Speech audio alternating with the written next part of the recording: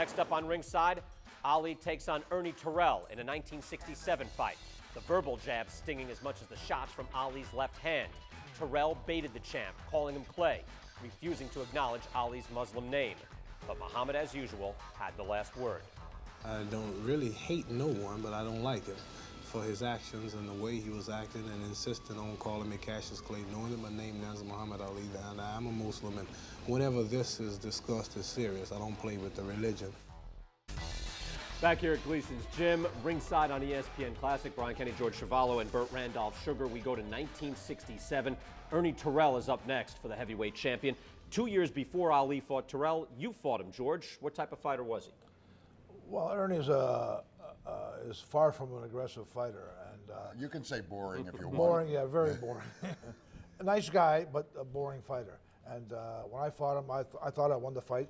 He got the decision, but he threw a jab and it would come to about here, and I'd block it here. I thought if I even had my hand down, I don't think he would have hit me if I dropped hand, because he punched and pulled back at the same time. But anyway, having said that, I still lost the fight as far as the judges were concerned. And you don't sound like you feel you lost the fight. No, I definitely lost the fight. First of all, Sammy Lester, the referee, was intimidated by Bernie Glickman, the manager of record for Terrell, and he muscled him just like he muscled my manager, Irving Ungerman, who was scared to death of Glickman, because he said he was gonna, if I won the fight, he'd put him in a cement box in Lake Ontario. Driving to the fight, I remember Irving hitting the dash at least 20 times. I said, "What's the matter with you?" So I'm nervous. But you look out at the lake shore at Lake Ontario, see the breakwater, and he'd think of himself in a cement box at the bottom of the lake. So you think it was a done deal? Yeah, absolutely. There's no question about it. I mean, that's why I got the fight with Ali. 17 days before the fight, Terrell pulled out of the fight because his manager was beaten up so badly by Herbert Muhammad's henchmen, and taken him to the hospital, beaten within an inch of his life. From there, he went right to a mental institution where he never saw the light of day again. He tried to put those tactics on Ali's people then? Yeah, yes, he did. But Herbert Muhammad's no Irving Ungerman. You know, he just went like that, and a couple of his henchmen came over and beat the living daylights out of Bernie Glickman. That's the last we heard of Bernie Glickman. Colorful anecdotes from George Chuvalo. Yes. That's incredible stuff. No, we appreciate that. Wait a minute, is this ringside or is this America's Most Wanted? Am I on the right show? Bert, talk about the turbulence now of the time with Ali, with his stand against the war and everything that was circulating around him as he's defending his title. Well, he was a storm center. I mean, he had said, "I ain't got no quarrel with them Viet Cong," and which was just an ad-lib remark, but it got worldwide headlines. The boxing organizations were threatening to strip him. They hadn't yet until he failed to step forward for the draft. He was really banned in Boston and every other city, and that's how it came to Canada. They needed a site, and he just was. If he was unpopular before because of his braggadocio, he was treble unpopular now because of his stance on the Vietnamese War, which had not taken on the complexity of an unwinnable war yet. In other words, there was still the belief that we were going to win this war, and here's somebody standing up against the government saying, "I ain't going." Now, of course, we give him an awful lot of credit for his principled stand. Lately, there's I wouldn't call it a deification, but there is so much about Ali and the greatness, and yet there is another side. When you can talk to former fighters and Floyd Patterson or Joe Frazier, or what he was able to say to Ernie Terrell. There was cruelty from Ali in this period, that it wasn't all about love all of the time. No, we have a revisionist history, which is in the main easier to do than sometimes following if you don't want to. Muhammad Ali treated Ernie Terrell terribly in the ring. He is punishing him. He's not just beating him, and he's doing it consciously, almost as he had with Floyd Patterson. Every punch is punctuated by "What's my name?" because Terrell has had Patterson's calling him Clay. Right. And you know what's interesting to me is that Jim Brown Jim Brown, who was at the forefront of many civil rights and an activist and ardent in fighting for rights, is someone who was calling, during the Chuvalo fight, during your fight, George, he's calling him Clay. So it wasn't just if you called him Clay at that time, you were an Uncle Tom, you were selling out. It couldn't have been that. There still had to be a lot of gray area there, that it wasn't as if, well, look, he's not with the struggle because he's still calling him Clay. There had to be a little more ambiguity there. There was. I mean, we always are somehow, some way, somewhere caught up in our mental underwear when a man is known as Cassius Clay. Up to this point, now he's Muhammad Ali. To Howard Cosell's minor, I think at his minor credit, he is the first to call him Muhammad Ali, but very few others did. In the cards for your fight, he's called Cassius Clay. That's correct. Mm-hmm. Did you feel the sting of his, verbiage? Was Ali, how did he act toward you when you fought him twice? When he came to Toronto, he was in a very somber mood, and there was talk then of him going to jail if he didn't change his mind with respect to the draft. And he was in a very somber mood, but he was treated very well in Toronto. He was treated very well, and he was very appreciative of that. But he was in a somber mood. He wasn't the same kind of Ali that we'd seen before or after. We're going to hear that right now, too, as well. Here's the fight with Ernie Terrell. Again, the fight with commentary from Ali alongside Howard Cosell from the ABC Sports studio shortly after that bout at the Astrodome. Once again, I'm Howard Cosell, and with me here in ABC's New York studios is, of course, the heavyweight champion of the world, Muhammad Ali. Now we're about ready to show you selected rounds of last Monday's heavyweight championship fight in the Astrodome in Houston.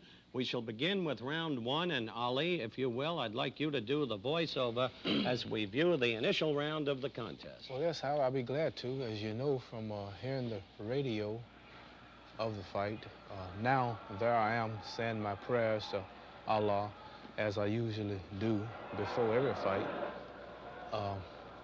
As I was saying earlier, I'm glad the people in the American television audience who have been distorted by the press and their view of the fight, they can actually watch this now. There I just hit him with a flurry of punches. You started fast. Well, yes, I always like to start off fast sometimes, especially in this case. Now I'm concentrating on just moving, feeling him out, dancing from side to side, staying on my toes, and Terrell is stalking me. I understand that his intentions were to corner me. As you see, he's missing his jabs by a long range. And I understand from reading the press write-ups that blindness caused him to miss in the later rounds. And I'm sure that if he was blind, which I don't believe he was, he can't hit me now. I'd appreciate it if you'd stop editorializing unless I ask you a question as we go. I don't want to distract the viewers from the fight. And I want to make it very clear to the viewers around this country that when you say the press is distorted, this is you speaking, your opinion, not the views necessarily of ABC or Howard Cosell. Right, and this is not only me speaking, the movie that you're watching now is speaking also. Let's let the film speak for itself. And I'll speak along with it. In terms of boxing. He just rabbit punched me once, which was a foul. Now he's hitting and holding, that's a foul. He's hitting and holding, that's a foul. And I heard nothing about that in the press and the critics.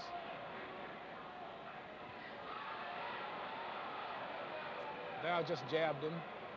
There he just missed about 2 jabs.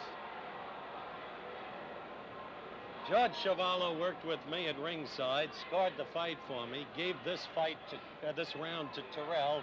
So did many of the writers. Well, if you watch it, it's easy to see that I'm winning. If you know anything about boxing, he's rabbit punching me now. That's about 6 fouls he just landed. About 6 fouls I read nothing about in the press.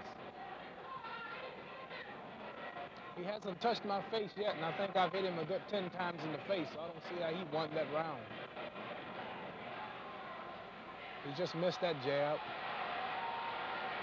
He caught me with very few jabs.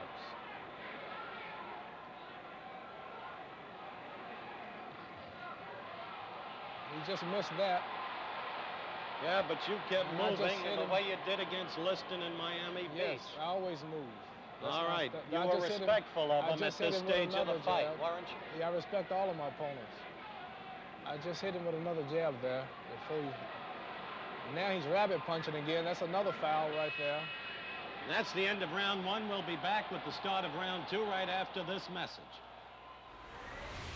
All right, we're ready for round two. Ali, you take over. I'd like to say highway for the press and the people who will be watching the fight, and on the behalf of ABC, that this is unrehearsed, and I'm speaking on my behalf, and I'd like to tell all of the critics there not to criticize Howard Cosell, because he's only doing his job at interviewing me and showing the fight, and I'm talking for myself and in defense of myself. We don't want this to be a forum for you. Let's be clear about that. Tell us about the fight. Yes, Howard, that's, now you see me putting my guard out and blocking his punches before he threw them. This is a style that Jack Johnson used. I'm feeling him out mostly, staying on my toes. They told me he had a hard, fast left, and I'm watching that also. There he's fouling me now with two, and hitting on holding and hitting too. He committed about 5 legal fouls there. And I'm saying this because so much emphasis is put on me and my fouling. There's three more fouls he just committed there. And the referee now is telling him to keep his punches up. As you see, he was hitting me low, below my belt.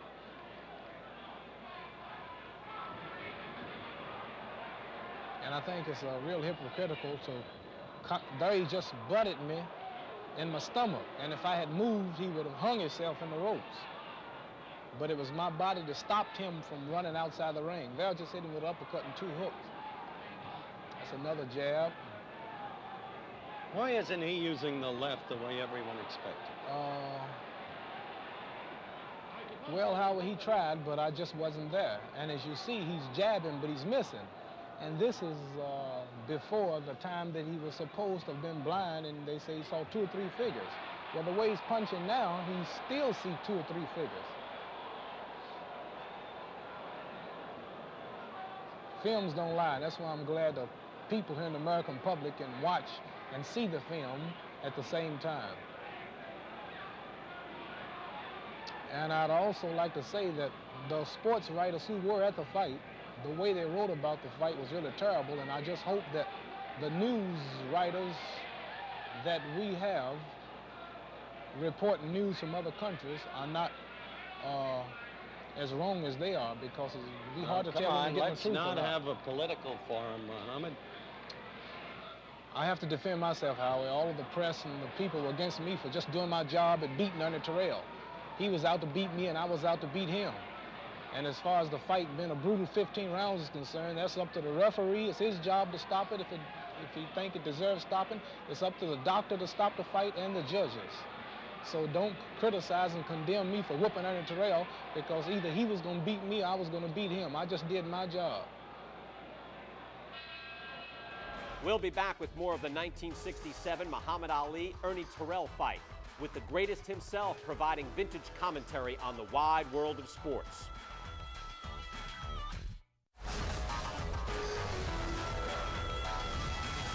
Round 7, let's pick up with Muhammad doing the voiceover. This was the round that really settled the fight.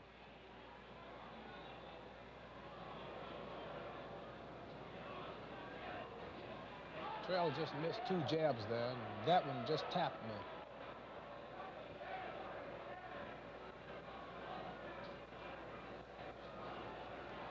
Those 2 missed. And I'd like to say how it was really discouraging to see a man such as me with his guard down, no defense, and can't hit him, and all the time he's hitting you. This is really discouraging.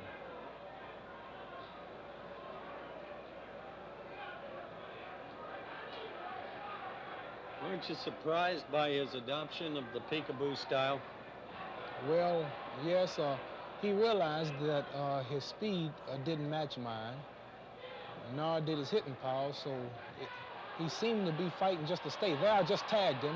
I just hit him with a hook, a right hand, and he's just about going. I thought I had him, I hit him with one hook. I hit him with a right hand there. That was a 1-2 punch, a 1-2.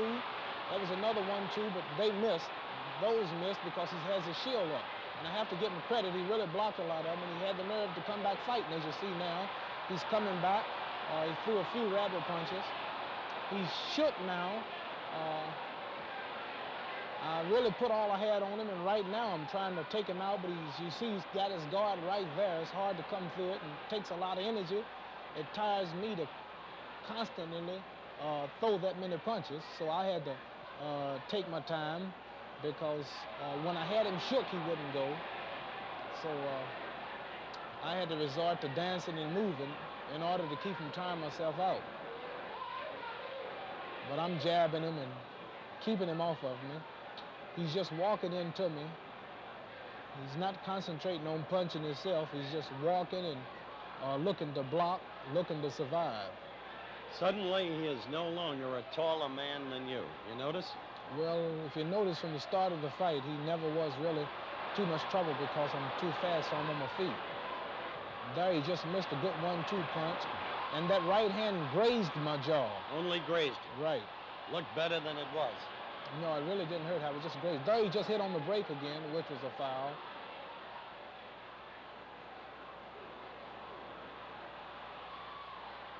That time he did seem to be groping he's for you holding. blindly. There if you're speaking of blindness, however, if you're watching, he's blocking my punches. He see them coming, and he's hitting at me. And if I wasn't as fast as I was, he would hit me. As you see, he's not punching and acting like a blind man. He's right on me. He seems to see pretty well. So the end of round 7. Round 8 will be coming up in a moment right after this message. We're watching Howard Cosell with Muhammad Ali. Bert, what's your take on Cosell? Because again, following him in his later years, he was a guy who would take on the NFL and be highly critical of those in power. At the time, clinging to Muhammad Ali, was he an opportunist or someone that was gravitating towards someone who was fighting the establishment at that time? The Cosell-Ali relationship was probably the most unusual association since Professor Rorschach knocked over his inkwell. You didn't know what the hell these two guys were doing, but they played off each other very well. I know Howard would tell you he made Muhammad Ali. Muhammad Ali would tell you he made Howard. That's probably closer to the truth. Howard did champion Muhammad Ali, both in his name change, the first person to do that, not call him Cassius Clay when everybody else did after he changed his name, but Howard did. Championed his stance against the draft. And yet Howard was Howard. Howard, insecure in every respect. Loved to tell, and I was up at the ABC studios one day when he stepped out in the hall and said, "Guess who just called me? Cal Van Hill," to which Roone Arledge shouted, "Howard, go back in your office." So he wore his associations like bracelets. Ali was one of them. I mean, and Ali could play off of them, saying, "Howard, you're nobody's fool, you're everybody's fool." Or, "Howard, I wish I were a dog and you were a fire hydrant." See, he'd do that. Now, Howard loved Ali. He then loved and championed and associated himself with Sugar Ray Leonard. What is interesting is when there was no more Ali in boxing and no more Sugar Ray Leonard in boxing, he found it, if you will, convenient to step away from boxing because there was no one. After the Tex Cobb fight with Larry Yes. Holmes, it seemed disingenuous at that point then to suddenly abhor the sport. Yeah, I mean, he had followed it because it helped make him. But still, I listened to Howard, and he really never knew what he was talking about, but he never was afraid to loudly express his opinion. Very well put. Let's go back right now. Again, it is Muhammad Ali and Howard Cosell. As Cosell started to ask Ali about his taunting of Ernie Terrell in this fight. It is extremely important to show you viewers round 8, because this is where I believe the real controversy about Ali began. You will see him flagrantly taunt his opponent, vocally, as he belabors him with punches. And I think you were wrong when you said before that all the press is writing about is the foul blows and the foul blows. I don't think they've been unfair to you there. The big question as far as the press was concerned was your pitiless taunting of this man. Now, how do you defend that? Well, I'll defend that like this, Howie. I told the press before the fight, I faced Ernie Terrell as a man to man, and I told him that my name is Muhammad Ali in the world, and the people know my name is Muhammad Ali, and this was the approach, and he deliberately insulted me publicly and said my name is Cassius Clay, when it's not so. I told Terrell, I looked the press right into their eyes, and I told them that I would do this. So I don't see why they're so shocked and so surprised. All right, let the public judge as we look at the beginning of round 8 and as they see your behavior in the ring. And I'd like to say another thing, how as far as my behavior is concerned, I'm not, it takes a man to apologize when he's wrong, especially when he don't have to apologize, which I don't. But I will say that the ring was no place for me to just stop fighting and start talking, as you will see earlier. And it was my manager, Herbert Muhammad's verbal punishment after the fight, which is making me say what I'm saying now. And that's to Ernie Terrell and to all of my sports fans, that if it's that bad and wrong, which I know it is in a way, I do apologize for stopping and using the ring for a speaking rostrum when it should have been used for boxing. So that's all I can say for that. But it's done now and it's over. There he's missing jabs, as you see. There he just had his palm of his glove in my face. And many people, however, are saying that I shouldn't have beat him like this, that I shouldn't have beat him for 15 rounds like this. And I like to say it's my job to fight. It's my job to beat him until he falls or beat him until someone stops it. If I don't, he's going to beat me. So it's the referee's job to stop the fights, and it's the judge's job, and it's the doctor's job to stop the fight if he was beat so unmercifully, as the press said. There I just hit him with a good hook, couple of good You were hooks. screaming, "What's my name?" Not then, not yet. I'm saying something, but I forgot. My blood was hot. I'm a warrior. I am a fighter, and it's kind of hard to hold me down when I get hot. But right now, I'm asking him, what's my name? And I think at one time he did say Muhammad Ali. It was in a clinch. He said Muhammad Ali. I do remember hearing him saying Muhammad Ali. There I'm saying, what's my name? Which my manager, Herbert Muhammad, criticized me and verbally gave me a good lashing. So I have to apologize here on the show because I was wrong for talking. But I'm sure that he would have rather for me to talk the whole fight than to hit him. But I have to say he was a man. He did take it, Howard, and I have to say I don't think I could take that much punishment. I've never really been hit too hard. And a man being hit that much, and as you see, he didn't quit. He's still fighting. They can't criticize him for stopping, as they did Sonny Liston and many more fighters. There you see me asking him what's my name, which is wrong again. We're going to pick up with the 14th and the 15th. But before we do that, I want to ask you this. You have now apologized on this show to the people, to the writers, for taunting Terrell. Do you think words... For talking to him, not for whipping him. No, but for taunting him vocally. Yeah. Do you think words of apology now can get back what you've lost in terms of image? Do you think it really makes up Well, for anything? Howard, I'd say one thing. This is an awful weak excuse. And I think the American public out there who witnessed this fight, who's watching this show, knows that this is an awful weak excuse for the press to use and not recognizing the fight as the way it was. One fella, he's either crippled or he's got a bullet in him. That's the excuse. The next fella is he was old, or the next fella he was his arm was broke or his back was broke. That relates to you now as it's a my fighter. talking. Now it's my talking.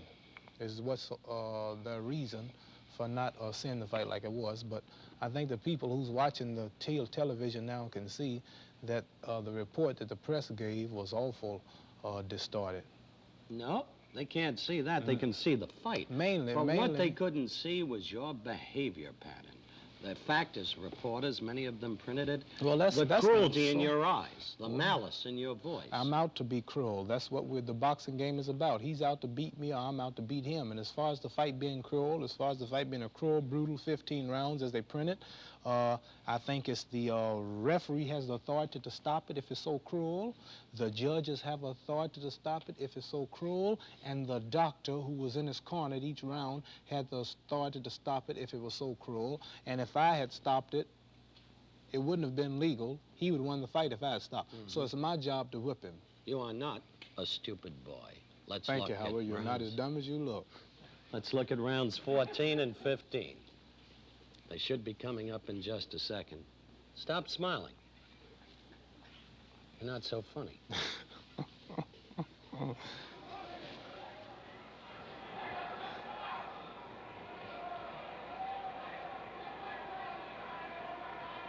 And if you watch him, Howard, he sees all of my punches coming, and he's also punching back at me. He's following me.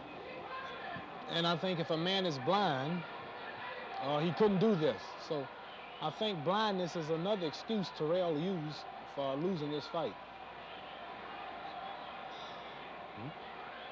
I just hit him with a hook there. That was two body punches and a hook. He just missed a fast left jab. I wish you had told our he viewers, just missed Mohammed, another that hook. we had picked up the 14th round in progress and will go directly to the 15th without a break. Right. They just missed a wild hook. Now he's holding me. He's deliberately holding me, stalking for rest. And as you can see, both of his eyes are puffed and swelled.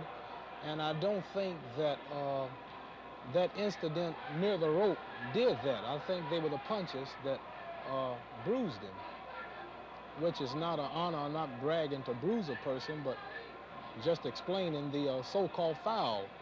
Well, the cut over his eye and his bruised face, I'm sure, didn't come from a half a second on the ropes. There he just put his palm of his left hand in my face again, which could blind me if I'm not careful.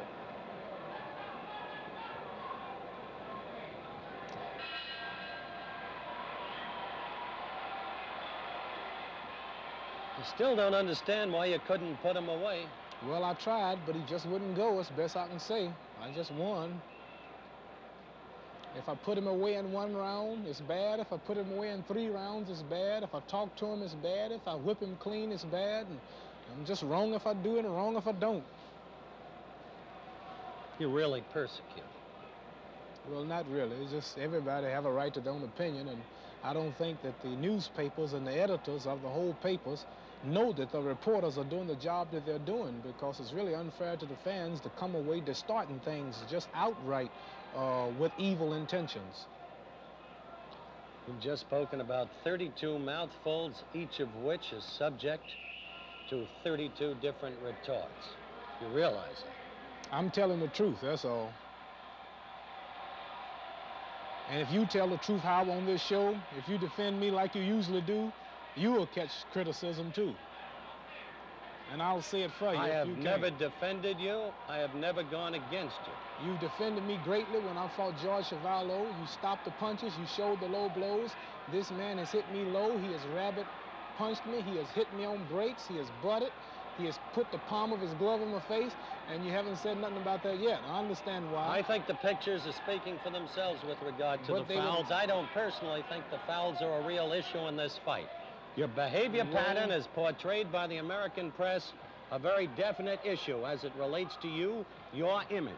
I don't see that a man's nothing- there's privacy of nothing- worship, his right to his own religion, or a man's utilization of due process with regard to his And military posture before the government. and I like to I don't say- see that they're involved. And nobody has said they're Can you involved, and the box? press hasn't said Can they're you involved. box? All I will say is this. You have your say. If I'm going to be judged by the American press, which are white people, mainly white press, white people, not the Negro, then I think that if I'm going to be judged for talking to a man, then you would be awful, awful guilty if you were judged for the wrong and the things that you are doing every day and have been doing for the 400 years to the so-called Negro in America. In the meantime, a lot of people are now going to say you can't punch. You couldn't knock him out. That's all right. I could punch after Williams, but I can't punch now. They change every day. I don't pay no attention to them.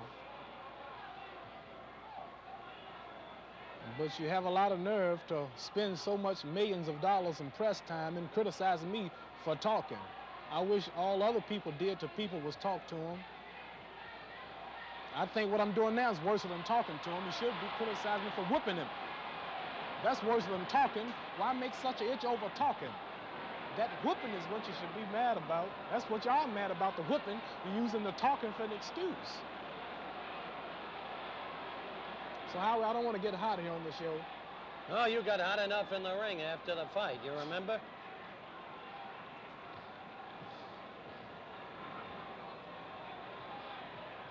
I have to say, he's really a man, Howie. I got to give him to him. He kept fighting. He didn't quit, and I was surprised. The man's eyes were closed, but he still kept coming. He just wouldn't quit, and he took my best. I have to be a man and tell the truth. He took my best.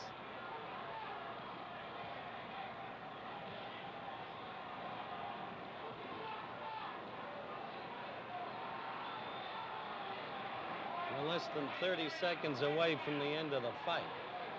He's hitting low now, Howard, but the film didn't show it exactly, but I didn't stop it or criticize it.